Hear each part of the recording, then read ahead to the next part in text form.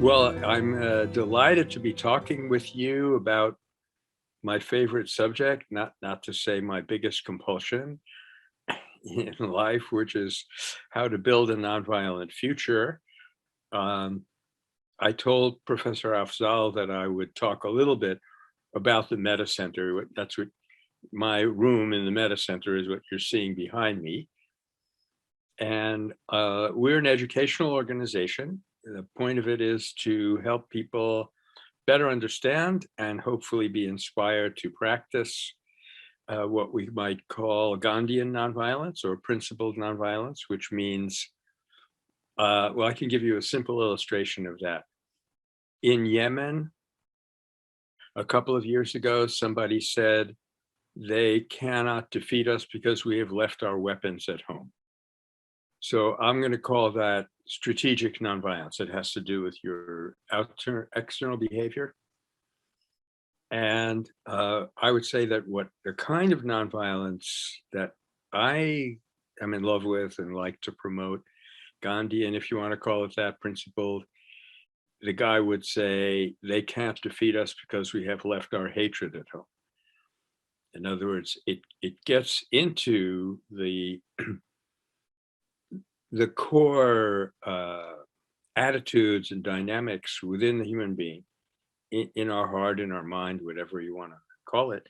And we believe that the power of nonviolence actually comes from that. So it directs your behavior, it directs your language, the symbolism that you use, and ultimately your goal. Because in principled nonviolence, your goal is partly to get rid of a certain injustice, whatever it is, or put a light a fire under people so that they do something about the climate, for heaven's sake, whatever is your concrete goal. But also an equally important goal always is to end up with a better relationship with the opponent. So you get out of what Gandhi called this unnatural relationship of an oppressor and a victim, and establish harmony between them. So you people, I don't know whether to congratulate or sympathize with you. You've read my book and you've seen the film. And I think I don't need to tell you a whole lot more about where we're coming from. I'll just say that Meta Center has been around for a long time, but we kind of settled on this Third Harmony project as our chief focus for right now and the foreseeable future. Because, we have a book. Oh, hold on one second. Stephanie, are you there? Could you bring in the board game? Yeah. We have a book, we have a film. You're about to see in a minute or so. Thank you very much. Look at all these lovely people. That's Stephanie. She's our executive director. And this is Cosmic Peace Force, Mission Harmony 3. So we have something for everybody, I think. And the point of it all is to get people to take a breath and look inward and discover the resources that they have within themselves, and learn everything that they can about nonviolence the way you're learning it now, intellectually, as a subject of study. Kenneth Boulding, who you must remember, Ahmed, he used to say, if you can give a test in a subject and it has a reading list, then it's a real subject. So by that criterion, nonviolence is now a real subject.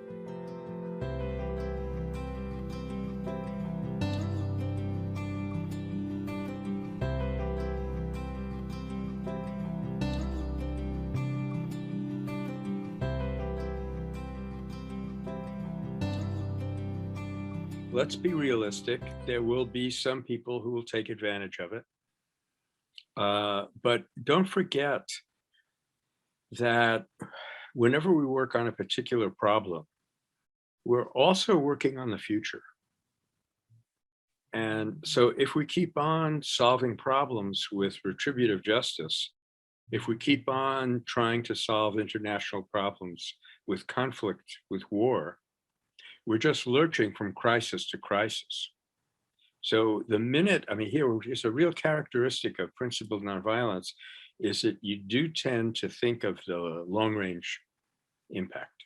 It's not just, we've got to solve this right now, get these people off my back, but what kind of a world will this build? What kind of a message are we giving to the future?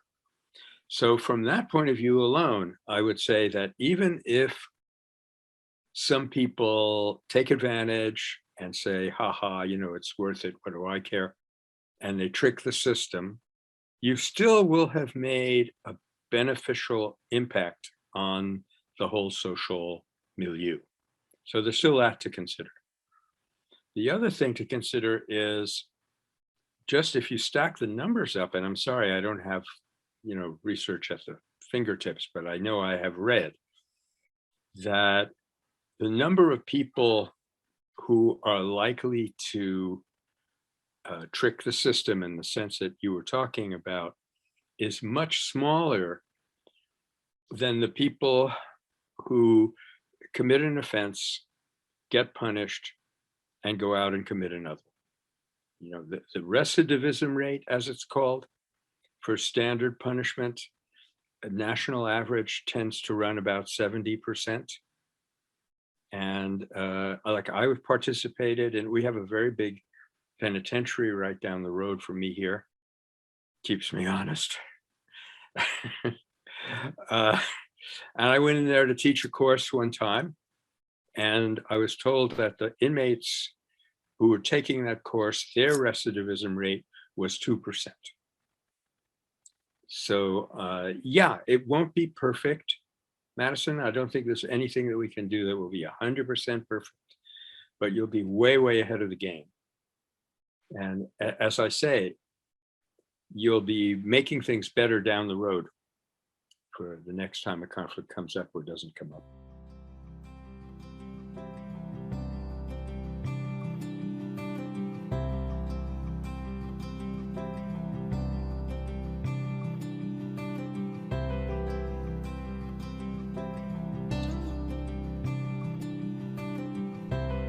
Sometimes having more resources is not an advantage, huh?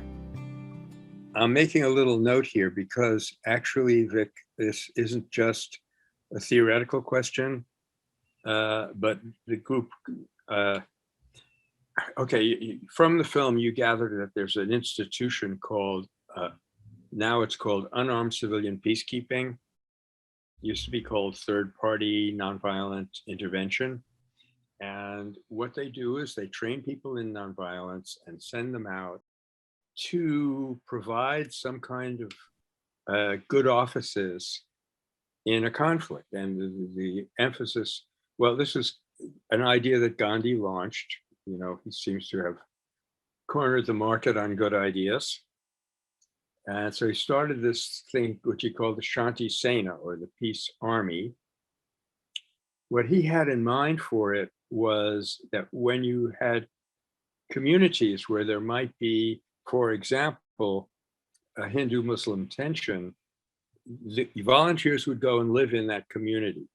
They would, in fact, in many cases, be community members and come from that community. It doesn't take much to be a third party in a conflict. Sometimes it just means you're somebody else who isn't one of the conflicting parties. So that was his original idea. Tragically, he was going to a big meeting about it the first day of February 1948, and of course, he was assassinated the night before. However, it did sputter along in India. They did some very good things down in the southeastern state called Goa, which the Portuguese had not turned back over to India at independence. So there was a big conflict there. About 70 unarmed volunteers went into Goa from other parts of India. They were actually met with machine gun fire, and there was some, of course, some casualties. So the next day, the Shanti Sena was there to accompany them and to talk to the Portuguese and get them to understand that independence was inevitable and they couldn't just hold it. So anyway, they did some good stuff there, not so good up in the north. I'm sorry, I said southeast, I meant southwest. You know, it's the other east. Uh, up at the Chinese border, they weren't able to be as successful. So it kind of sputtered out.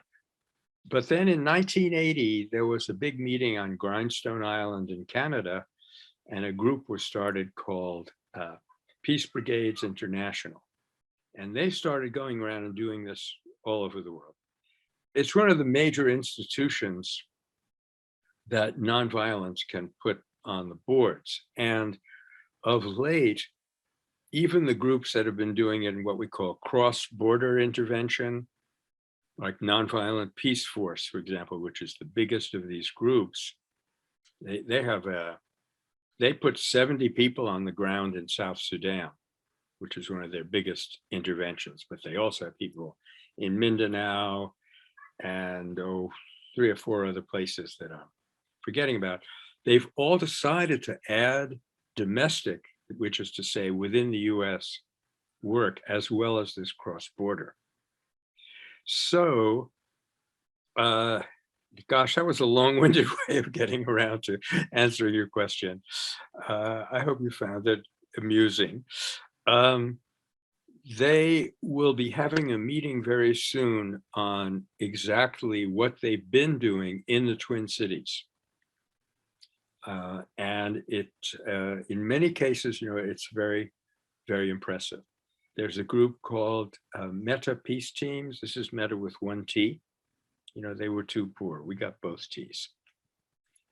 Meta Peace Team is based in Ann Arbor, started by a good friend of mine, a fellow named Peter Dougherty, Catholic priest. Yes, I know this is a religion and a course, so we can get around to that. I'd be happy to talk about that. Anyway, they can tell you some incredible stories about what they have accomplished. In one case that I remember off the top, I guess the Ku Klux Klan has a habit of rallying in Ann Arbor once a year, and so Meta Peace Teams, and because a lot of people hate the Klan, I'm not sure this is the right response either, but you know, feeding them back their same medicine only increases it. But so in order to prevent outright violence, Meta Peace Teams often fields a group that will intervene and do what, if necessary, what they call interpositioning, that they'll actually go in between the two conflicting parties. So here we are, it's a hot summer day in Ann Arbor, the Klan is marching and people are jeering from the sidelines, and there's a guy who's standing there with a black leather jacket, which is kind of conspicuous because it's like 85 degrees outside. But at one point he takes the jacket off and he's got swastikas and hate messages all over him. So part of this crowd, which is already uptight about the Klan, they set upon this guy, and someone actually hits him on the head with a bottle. He falls to the sidewalk. Meta Peace Teams immediately surrounded him to protect him from these attackers, got him up on his feet and started walking him over to an ambulance.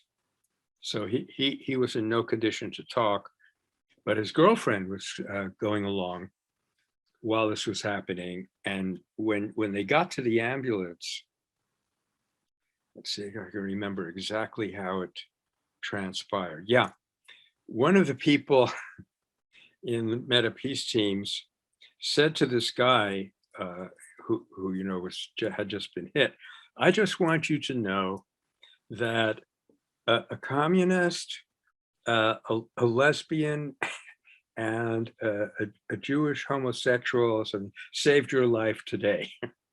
So then They got him, into the car. His girlfriend, they turned around and his girlfriend is crying. And she said, I have always hated you people, but now I see you have the same blood in your veins as I do.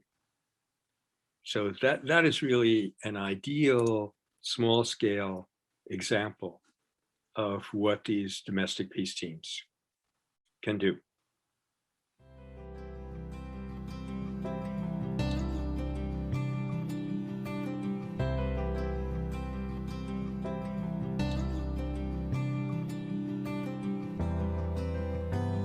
It's a different circumstance, no question about it, because as you say, you're not just dealing with a person's own volition, but he's part of a command structure. And there was a famous experiment in psychology that was done at Stanford called the prison guard experiment. You probably have heard of it. Well, it turns out that actually that experiment was not entirely kosher from the scientific point of view, that Dr. Lombardo was so eager to have it work that he actually coached the people, the guards, quote unquote, to do it. Nonetheless, I still feel that when you take on a role like that, it does affect your consciousness. And one of my mentors at Berkeley was Alan Renoir. You might recognize that last name. His grandfather was a bit of a painter, and his father was a movie director, Jean Renoir. And they were on a movie set. Oh, actually, it's a famous film about World War I that he did that none of you is old enough to remember. Anyway, Grand Illusions, that's really, Grande Illusion. So extras came and they were given uniforms. And whether you got a captain's uniform or a private's uniform depended on how tall you were at the moment that you got up to the desk. In other words, it was completely arbitrary. However, Renoir noticed after about a week that all the people who had officers' uniforms on, when it came to be the lunch break, they would go and congregate by themselves. And if someone with a private uniform walked by, they would say, "Oh, get me a carafe of red, would you, my good man?" Flip him some money. So these things do affect these people's consciousness. But Vic, we believe that there is no circumstance under which nonviolence cannot be made to work. You just have to be very, very good at what you're doing. And there are, Gene Sharp, whose name you undoubtedly have heard, he came up with this concept of the pillars of support. If you get individuals who are part of that command structure to defect, very soon those pillars can start to crumble. And the state, even if it's dedicated to being completely oppressive, completely violent, they begin to lose power. And you reach a situation finally where even if they want to stay in power, they have not been convinced of anything. They just can't. So that is bringing us into the area that we call strategic nonviolence, where you're going to make people behave in a certain way, and we don't care how they feel. So I guess what I would say, oh, and by the way, that was also a very good question. I guess what I would say is what we want to do in that situation is try to understand the pressures that are on that opponent. And we have a very, very good story that we got from Ken Budigan that didn't make it into the film, where he talks about being arrested. Some prison guard comes over to him and says, "What are you doing in this camp?" And he said, "Oh, well, I was trying to protect my brothers and sisters in Central America." The guy gets the meanest look on his face, and Ken thinks, "Whoa, this is it. We're out in the middle of nowhere here. he's got the guns. And then suddenly his face melted. He just softened, and he looked, make sure nobody's looking, and he said, they sent me to Vietnam. I don't sleep at night. If they try to take my son, I'm going to go to Canada. And they had this wonderful conversation. There's also a story, a friend of mine, her name is Lillian Baxter. She used to always advertise herself as a Holocaust survivor. And I said, in Atlanta, Georgia, what Holocaust? So she told me the story. Her parents were Jewish underground workers in Warsaw.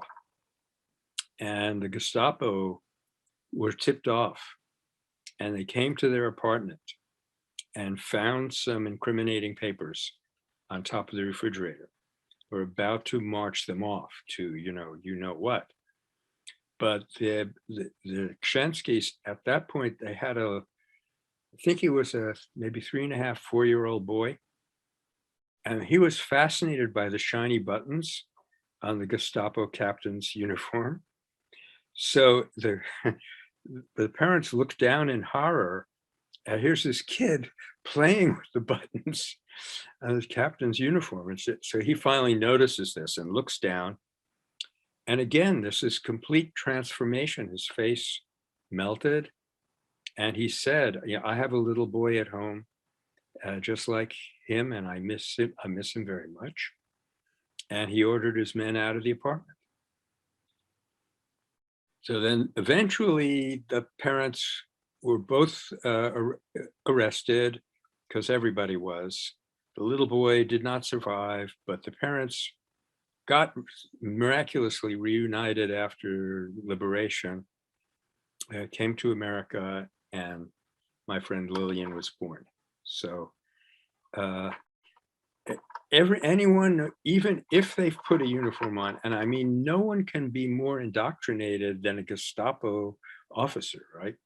You can't degrade a human being more than that. And yet there was something that could reach him. In this case, it was a kind of vulnerability. And that's often what you do in nonviolence. You make yourself vulnerable when you don't have to. You say, look, I am not a kid. Go ahead and hit me. I'm not going to fight back. And that very, what we call flipping the script, completely changes their expectations, and you can reach a human being underneath all of that conditioning. So, phew, nobody said this was going to be easy. And imagine, what alternative did they have, really? You couldn't fight back.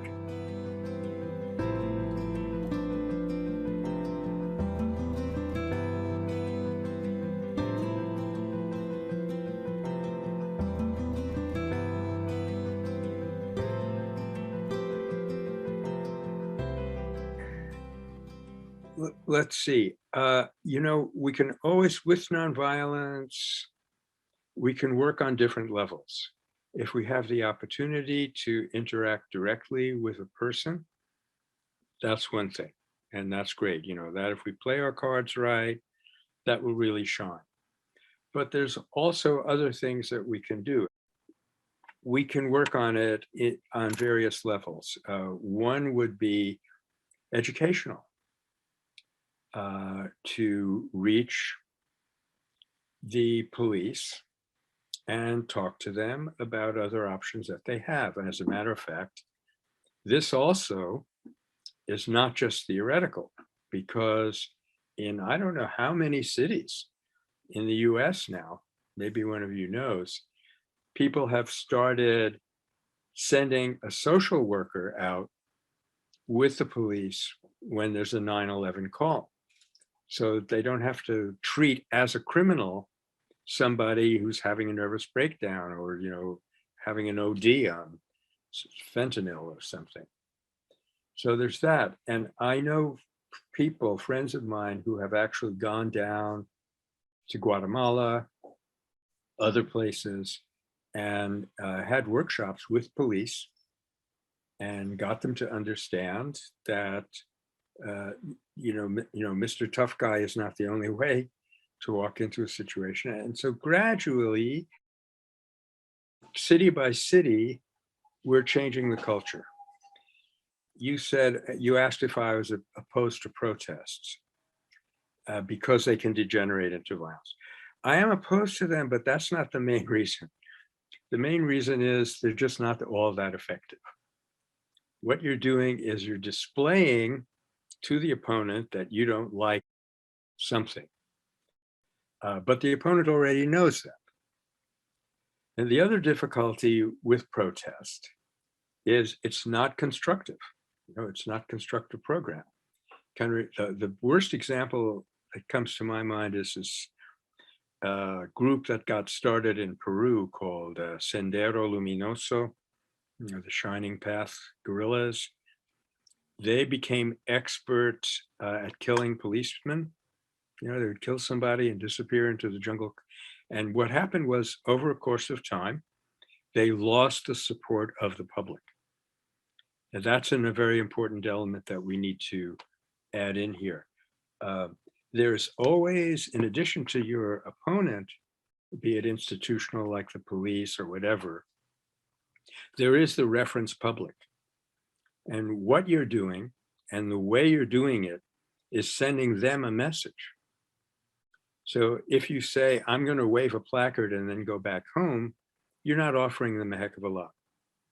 But if you go out and do constructive alternatives, and there are statistics here too. I'm happy to say that most of these things I've been telling you, I would have just been spinning off the top of my head, but in the last 20, 25 years, there's so much research, and you can now document that, what they call the radical flank, the presence of some violence in an otherwise non-violent event is very destructive in many ways. So protest is good for building community and demonstrating that you care a lot about something. But going beyond that, if you don't offer an alternative, you're just putting people in a bind. So let me read you. This is a book by a friend of mine, Tim Wallace, called Satyagraha, and I just happened to read, let's see.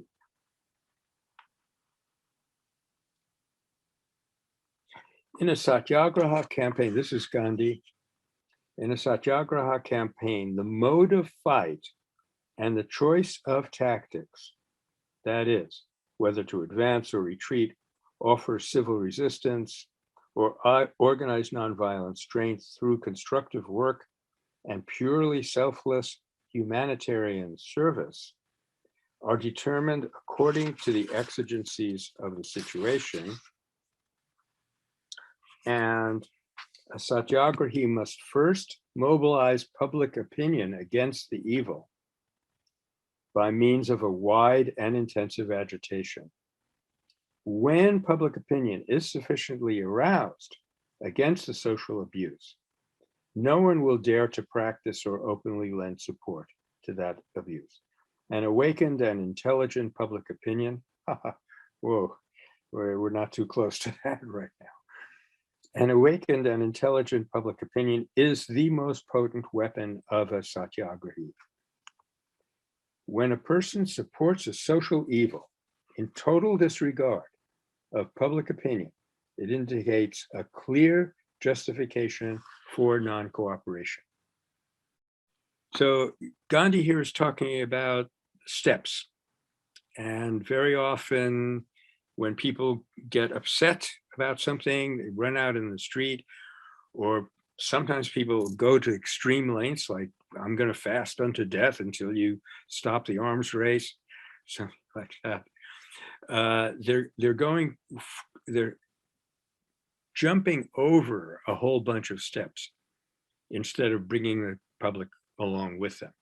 And if you can build up sufficient public opinion, there's no institution that cannot be changed. Well, of course, we would need enough to get over the Republican gerrymandering, but someday even that will go.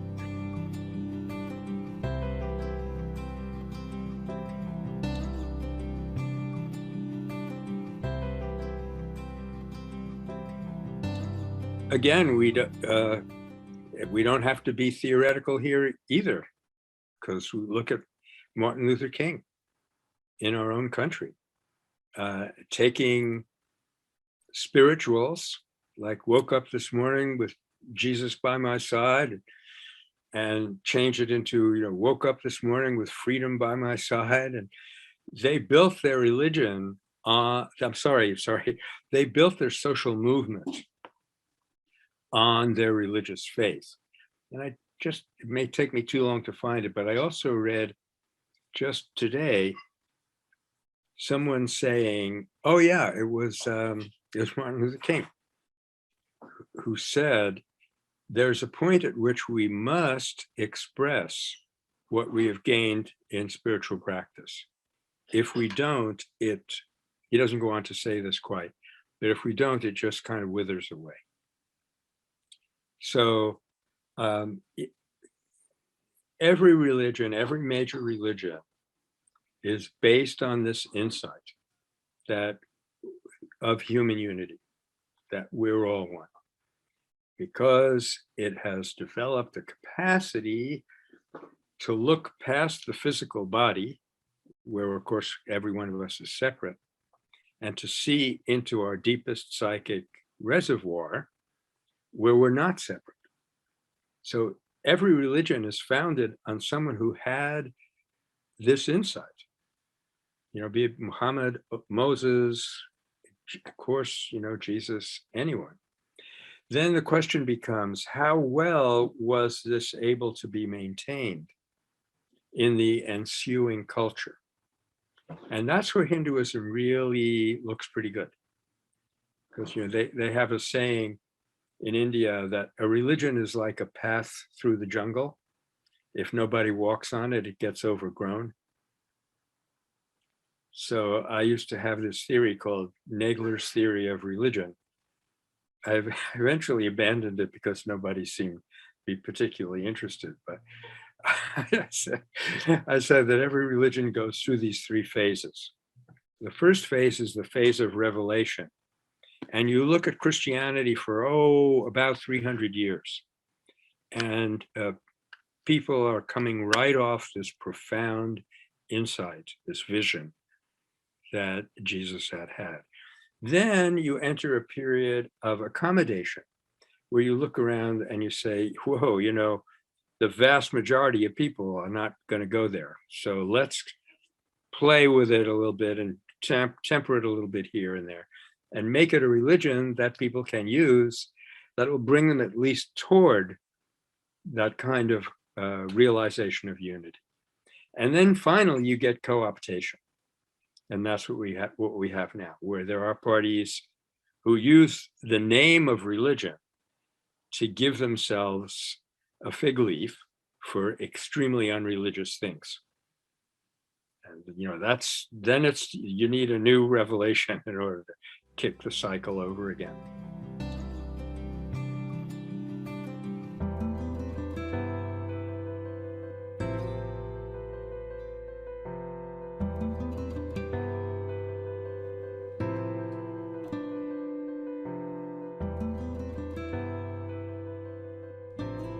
Yeah, well, okay. Here's what I would say. And actually, now that I think of it, Gandhi already said it. So once again, I'm not being terribly original. But if a nonviolent effort fails, it was not because the principle is at fault.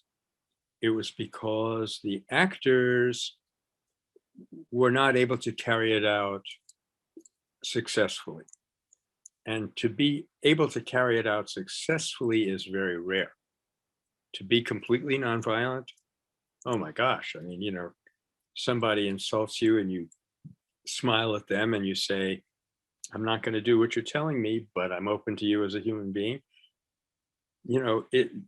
That's hard to, that's where the spiritual practice comes in, to give you the strength and the awareness of your inner resources so you can do that. So as of now, hopefully next time I talk with you all, this will have completely changed. But as of now, there has never been anything remotely resembling a mass movement which was constituted by a large number of people who had reached into the depths of principled nonviolence and were ready to lay down their life for a cause, but never, never hate another human being. What the best approximation to it that we've seen, in my opinion, is the Indian freedom struggle, because Gandhi had such prestige.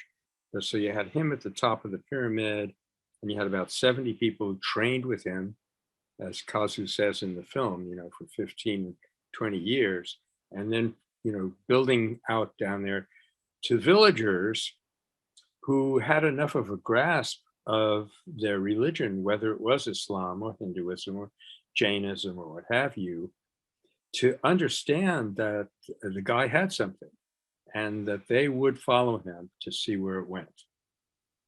So that's about the best that you can do in the modern world. So unfortunately, there are examples of nonviolence that didn't work. And a friend of mine was in Hebron, I think, in Palestine, and a settler coming down the street or something, and he put his hand out. He said, "Hello, my name is Bill," and he's doing, those. He was with Christian peacemaker teams, and the settler kicked him into the gutter and said, "My name is Hate. Get out of here." So I think you have to chalk that one down as a failure. So, but still, I don't know. I'm just completely irrepressible in this. I still think it reached that guy, even though it didn't register. To see somebody look you in the eye, to see your hatred, to see your hostility, and not be pushed out of shape by your hatred, it has an effect on you, even though it doesn't show up. That's where, oh, that's right, you read the other book. In a previous book, I developed this model of work versus work, in quotes. For nonviolence to work is where the settler says, "Oh, I'm sorry, you're just like me. I should stop doing this." But that sometimes happens. But what always happens is what you have done will work on the social field to the degree, and Gandhi even said at one point, this is mathematically proportionate to the purity of our efforts, as he put it. I would say to the depth of our grounding in that nonviolent unity.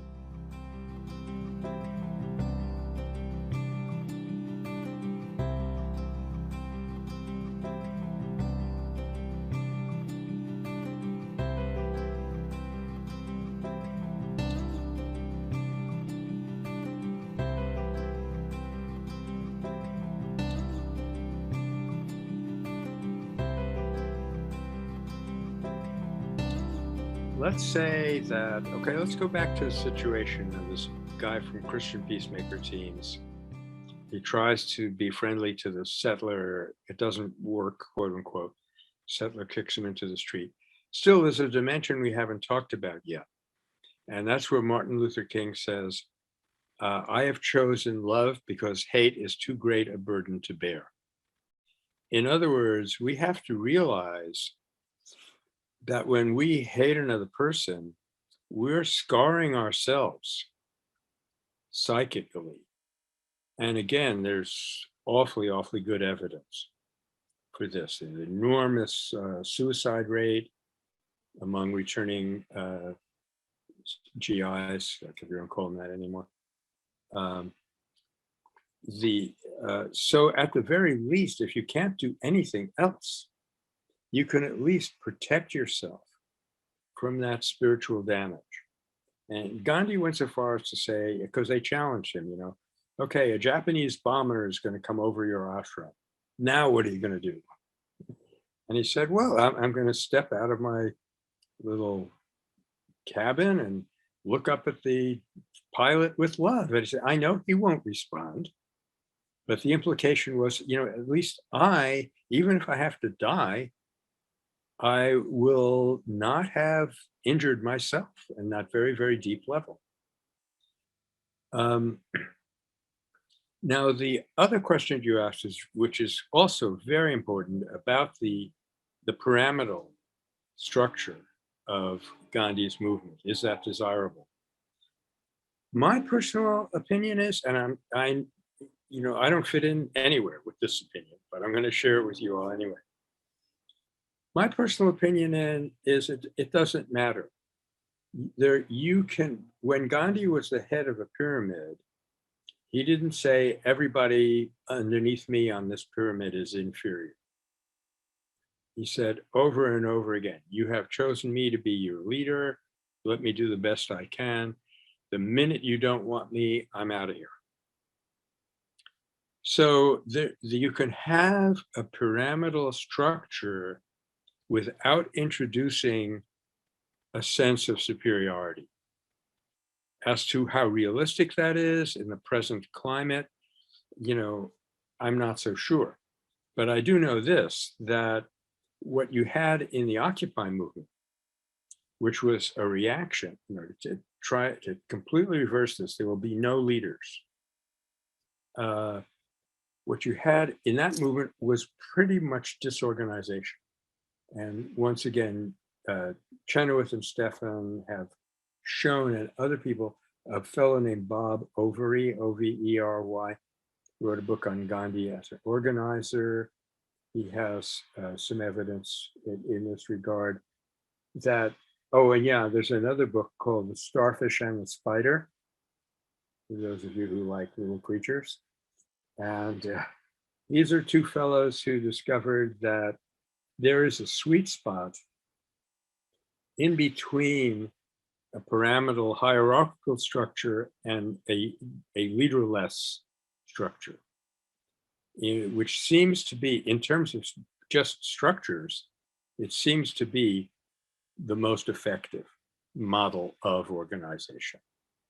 Now, the reason I said I don't care too much about the structure is, if we had a Gandhi, I would say, I'm going to be the lowest man on that pyramid, but, right now. In other words, you make a realistic assessment of whether a person has an ability to lead. And that's not just what we call today charisma, because as we know from the last 4 years, that can be very misleading. But if you have an ability to lead, you have something to offer, and you have the ability to do that without it's going to your head, there is no harm in following that person. And the way that this will show up is if you get into another situation where the leader in situation A is not very good at situation B, you should be able to just switch, turn that around. So I guess if I have to summarize what I'm groping for here, I would say that structure is an important feature, but some people make it out to be the only important feature. And I think that's wrong. I don't believe that all hierarchies are wrong. And I don't believe that all leaderless movements are right. The structure should correspond to what you actually have there in terms of your human potential. Actually, that book that I mentioned, Gandhi as Organizer, is quite interesting from this point of view. He will give you a very good sense of how you can be a leader without being a dominator.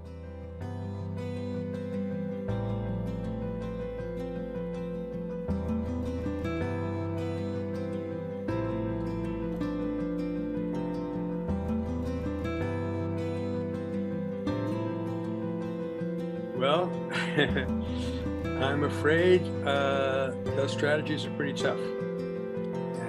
historic example, I think we're talking about 1922, but I'm terrible on dates. Don't trust me, but any date. But an early part of the freedom struggle in India, you had this episode in Chari Chowra. By the way, have you people seen Attenborough's movie, Gandhi? I would strongly recommend it. There's a few things wrong with it, in my humble opinion, but on the whole, it's historically accurate and inspiring. And Ben Kingsley does I think, the best job that a human being can do of trying to be Gandhi. Anyway, there was a protest. Here we go again. Protest in North India, and something went wrong. I don't know who started it. It was the people on the march chased the police back into their, they call it go down, their police station, and set the darn thing on fire. So horrendous violence. The next day, Gandhi called off the movement. Satyagraha was building this tremendous momentum. People could practically taste the freedom. And he said, no, we're not going to have that kind of freedom. Now that was really tough, and they play it out very well in the movie. You know, his closest friends said to him, no one would be able to stop this. But he had the authority to pull it off. And that has a tremendous effect on the opponent, because he's saying to the British, we are nonviolent, we don't hate you. And an episode like this crops up, and he is more upset than they are. He is showing them in his actions that they really, really mean it. They really are nonviolent.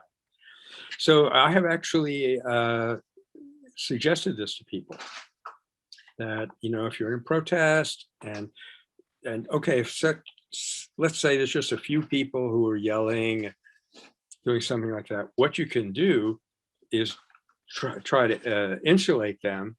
You get them off to someplace and talk to them. People have done that. I know there was one episode, this is quite a while ago, where it was a big meeting and somebody got up and said, the hell with all of this, you know, we should hit them back, etc. And the organizer started to say, oh, and pretty soon, you know, this whole auditorium was just going, oh, just reverberating, and they chilled it out.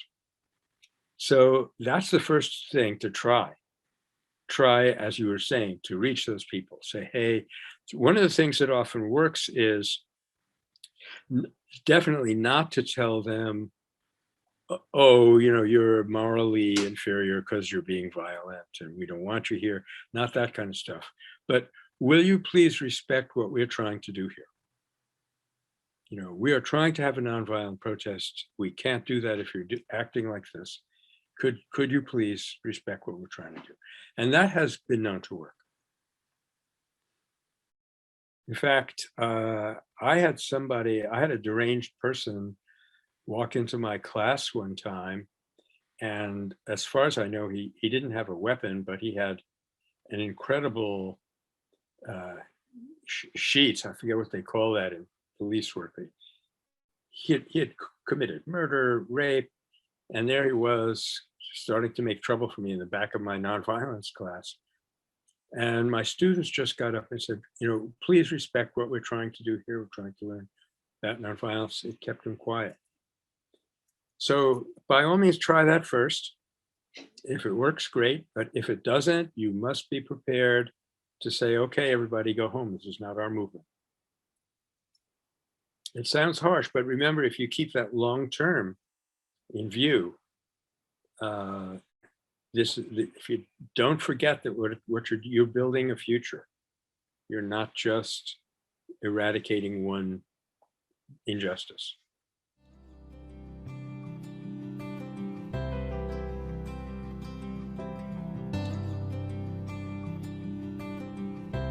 And I think the way out of it, again, is on two levels. What to do with people who have committed an offense. You definitely want to bring in restorative justice at every level. And then you want to work on the culture, which is, how shall I put it? It's causing people to feel that they can only be fulfilled by possessing, by dominating others. They're creating what we call this old story of radical separateness. And we are exposed in a country like ours to something like 3,000 to 5,000 of these commercial messages every day. And every one of them has a subtext. You're a physical, separate being, and you have to struggle against others to be fulfilled. So that's why step number one in the middle of the roadmap circle is shut that darn stuff off. Yeah, we're calling it now cultivating healthy media habits. Thank you, Stephanie. This is a huge, loud wake-up call in neon letters 12 feet high, saying something is going wrong. And if we just coast along like this, thinking, oh, well, we'll throw more people in prison, we'll throw more people in prison. Like I said before, we would just be lurching from crisis to crisis.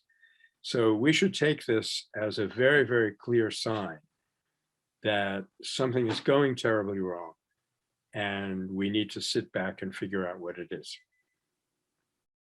And for example, look at countries that don't have such a high incarceration rate.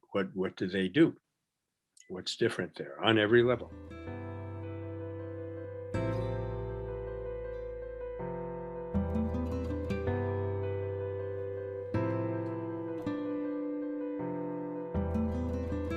I think what can prevent it is not to have an either or dualistic frame in which we're putting the question. In other words, not to say either we completely change over to the new story or we're stuck in the old one, but to realize that this can be progressive. This can be a matter of degrees. So like 25 years ago, there was basically no scholarship available on nonviolence. Now I can't keep up with it all. I'm sure you feel the same way. 25 years ago, there were small, sporadic nonviolent episodes, except for the two big campaigns in India and the US. Now it's becoming, as Erica Chenoweth says in the film, the technique du jour. It's becoming more and more common. Things are improving towards that distant goal. So it's not a question of, leapfrogging over 150 years of cultural change and landing in a utopian kind of future. And incidentally, here at Meta, we've just decided we're going to do some kind of a course on using utopian imagery to help us. But anyway, what I'm saying is we can do the best we can. And after all, that's all we can do in any situation. We can never really predict the outcome, but we can predict that if we do the best we can, we will have a feeling of fulfillment and satisfaction about that.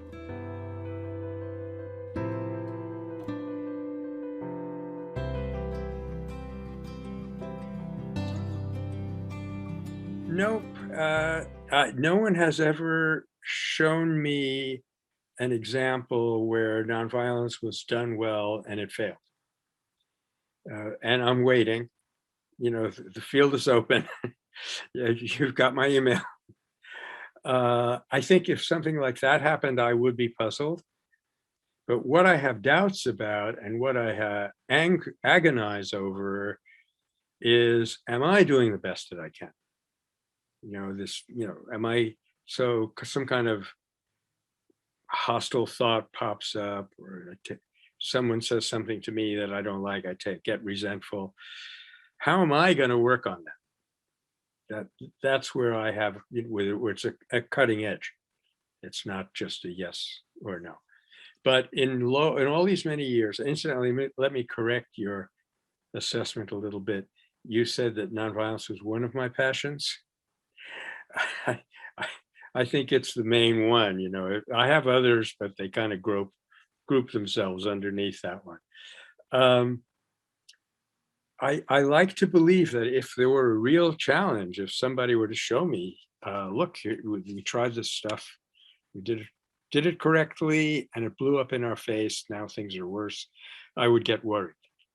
But I'd like to say that I would be open-minded enough to change at that point, but it hasn't been put to the test. So I have a lot of doubts about Michael Nagler. I don't have any doubts about nonviolence, put it that way.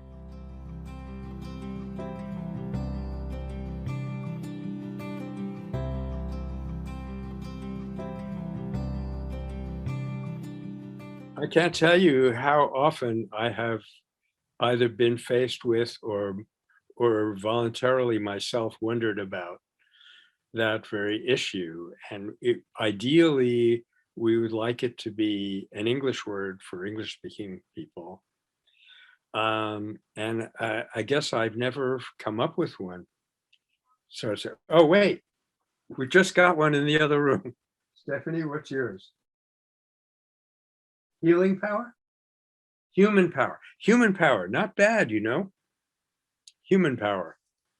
Yeah, when you take, really, if you look at the kind of human that you talk about in your animation, that's what we're talking about. That's what we're talking about, human power. We often say that what we're doing at Meta is not people power, but person power. So that's close. Now, if you look around at other languages, they have words that are a little bit closer. Like in German, they used to say Gewaltlosigkeit, which technically means powerlessness. That was absolutely nowhere. But now they call it Gewaltfreiheit, freedom from violence. So that's a good one. But the one I like best, and I think I've got this one in my book, is in Tagalog, the Philippine language, where it's called Aloy Dango. And I've been coached, by the way, by Philippine students, so I think I'm getting that one pretty well. And it literally means to offer dignity. And that's about the best in any existing language that I have found. Because when a person is trying to be violent toward me, threatening me, he or she is literally degrading him or herself and trying to lure me into that same kind of degradation. So what I'm doing when I respond with the two hands of nonviolence is I'm offering that person back his or her own innate dignity. So yeah, that's the situation at this point. If we want to hold a contest, and so far human power seems to be about the best in English, but I'm willing to offer $10 to anyone who comes up with a better word. Thank you very much. It's been absolutely delightful, as I'm sure you were aware.